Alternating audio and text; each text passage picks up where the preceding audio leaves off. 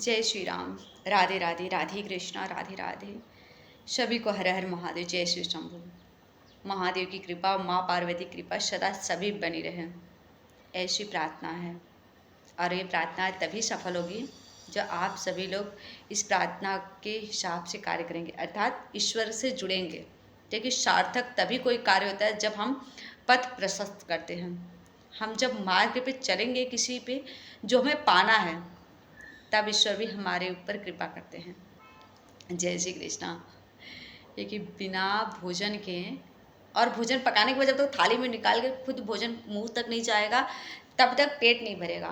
मतलब बहुत सारी प्रक्रिया है। पहले कमाना पड़ेगा, फिर कमा के लाना पड़ेगा, फिर पकाना पड़ेगा, तब जाके आप थाली में निकाल के भोजन मुंह तक जाएगा, फिर पेट में जाकर तब तृप्त होंगे। तो बस क्रिया बहुत है। तो जय श्री राम। राधे राधे। तो आइए, एक बहुत प्यारी सी कथा है। कथा का जो मेन शीर्षक है वह एक्सपायरी डेट है। और इसके बारे में आप अगर जितना ध्यानपूर्वक सुनेंगे ना, उतने अच्छे समझ में आएगा। पूर्ण रूप से ये कथा हमारे, आपके और सभी के जीवन पे आधारित है। आइए जानते हैं कैसे। जय श्री राम। तो आइए जानते हैं, और इससे ज़रूर कुछ ना कुछ हमें ज़रूर सीख मिलेगी। जो लोग कहते हैं ना, समय बहुत है। आइए, एक बार एक वृद्ध व्यक्ति थे। पेशे से वो वकील भी थे, और वकील हैं तो फिर आप जानते हैं तर्क वितर्क तो करेंगे ही। और उनको जब उनका समय हो गया तो उनको लेने यमदूत आए। जब यमदूत आए तो उन्होंने यमदूत से पूछा कि आप किस लिए आए हैं। तो बोले, आपको लेने आए हैं, आपका समय पूर्ण हो गया। क्या कैसे समय पूर्ण हो गया? और तुमने हमें क्या पूर्व नोटिस भेजा था, क्या सम्मत भेजा था कि हाँ अब आपका समय हो चुका है और मैं आप लेने आ रहा हूँ?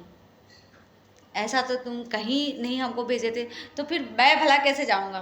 दूत लोग उनकी बातें सुनते हैं और मुस्कुराते हैं, फिर बोलते हैं, यह तो आपको बहुत पहले ही मिल चुका था, पर आपने ध्यान नहीं दिया। आपको सम्मत भी मिल गई थी, नोटिस भी आपके पास आ गई थी, पर आपका ध्यान इस पे नहीं था। इस वजह से इसमें मेरी गलती नहीं, आपकी गलती है क्या? वो अपना कबट वबट खोलने लगते हैं, खोजते हैं कि कहाँ है नोटिस। तो यमदूत कहते हैं कि जब हम ईश्वर की तरफ से नोटिस आता है ना, तो कबट में या किसी लिफाफे में, किसी कागज़ पे नहीं, वह बस जिस तरह से आपको भेजे उस तरह से उसको घटित करते जाते हैं। कैसे? जैसे जब आपका सम्मत आए तो आपके दांत गिरने लगे, कानों से कम सुनने लगे, आँखों से कम दिखने लगे, बाल सफ़ेद होने लगा, चेहरे सिकुड़ने लगे, हाल झलझलाने लगे, हाथों की, चेहरों की स्किनें सिकुड़ने लगी, हाथ पैर काम करना बंद हो गया, कमज़ोर हो गया, आपके चेहरे की चमक खत्म हो गई, आपके चेहरे पे झुर्रियाँ सी आ गई। आप जो एकदम ताड़ के पेड़ के जैसे खड़े रहते थे, अब वो आप लटक चुके हैं।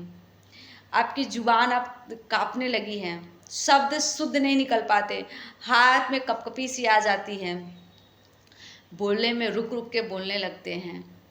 यह सारी चीज़ें नोटिस ही दी जाती है कि बस समय निकट आ गया है आपका, और इससे ज़्यादा कोई नोटिस क्या देगा? और कोई नोटिस हम लोग दे सकते हैं? जब यह सारी चीज़ें दूत ने उनसे बोला तो वकील साहब को दलील रखने के लिए, अपनी बात रखने के लिए कोई शब्द ही नहीं बचा। शांत और सहम के से खड़े से रह गए। जब हमें दवा मिलता है या दवा खाने की पैकेट हमारे सामने रहती, तो हम एक्सपायरी डेट देखकर हमें ध्यान देते हैं कि उसे यथाशीघ्र ही उपयोग में कर लेना है। परंतु बहुत आश्चर्य की बात है, सच में बहुत सोचने और बहुत दैनिक बात है कि हमारी एक्सपायरी डेट बड़ी तेज़ी से आने वाली है, जीवन का उपयोग का ध्यान ही नहीं देते। हमें पता भी नहीं कि, सच बताएं, हमारे ऊपर तो किसी पे नहीं लिखा है भाई कि एक्सपायरी डेट इसका यही है। कौन सी घड़ी, कौन सी सांसें हमारी आखिरी, हमें दवाओं पे, खाने की चीज़ों पे, किसी भी ऐसी वस्तु पे एक्सपायरी डेट एक लिखी रहती है। हमें पता है कि भाई इसका समय इतने से इतने काल तक है, लेकिन हमारा कहीं लिखा है? पता है क्या? सभी जो भी बताएगा आपका भूत बता सकता है, वर्तमान बता सकता है, पर भविष्य में वही घटित होगा यह जरूरी नहीं है। कोई नहीं बता सकता। तो फिर जब हमें अपने बारे में नहीं पता हमारे जीवन का, तो हम इसका सही दिशा में सही तरीके से उपयोग क्यों नहीं करते? करना चाहिए ना। कल किसने देखा, अक्सर सभी लोगों में देखते हैं कि अगर भजन करने की, प्रभु का नाम लेने की कहा जाए तो बोले समय बहुत है, अभी मेरा उम्र ही क्या हुआ है, अभी तो मैं बच्चा हूँ, अभी तो मैं जवान ही हुआ हूँ, अब ले लेंगे ना जब समय आएगा। ये सब बुढ़ापे में होता है। ऐसा कौन सी किताब में लिखा है भाई कि ईश्वर का नाम लेने के लिए बुढ़ापा चाहिए और जीवन जीने के लिए, जीवन का उपयोग करने के लिए, आनंद लेने के लिए बस आपका ये समय ठीक है? जिस घड़ी चेतना मिले, जिस घड़ी आपको आभास हो, बस उसी घड़ी से ईश्वर का नाम लेना, ईश्वर से जुड़ना और अपने जीवन को सार्थक बनाने में लग जाइए। उस जीवन का सदुपयोग कीजिए।